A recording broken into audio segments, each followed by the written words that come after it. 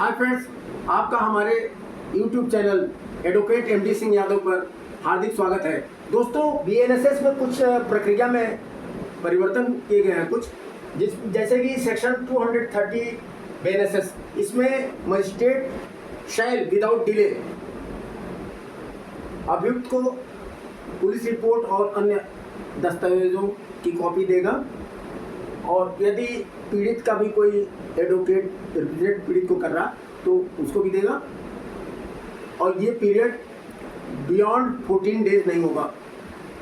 Section 232 जो sessions न्यायालय में मामले को सुपुर्दगी से संबंधित है, इसमें proceedings under this section shall be completed within a period of 90 days from the date of taking cognizance, and such period may be extended by the magistrate for a period not exceeding 180 days for the reasons to be recorded in writing।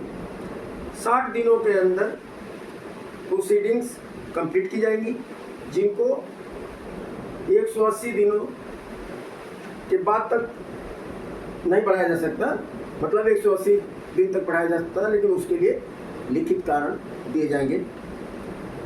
Section 250 of BNSS A discharge से संबंधित है।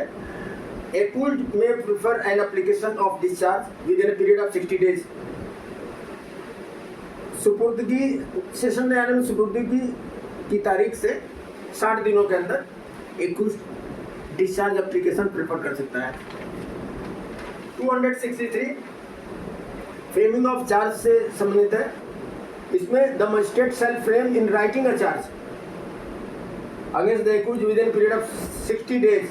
60 दिनों के अंदर magistrate लिखित में charge frame करेगा from the date of first hearing on charge.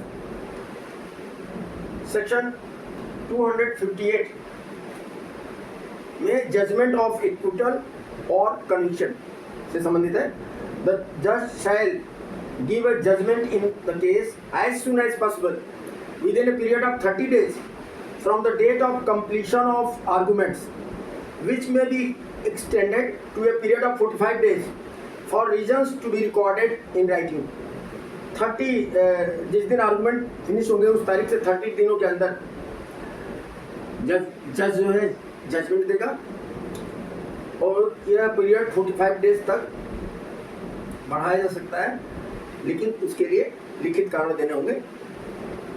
दोस्तों, please subscribe my YouTube channel and like this video.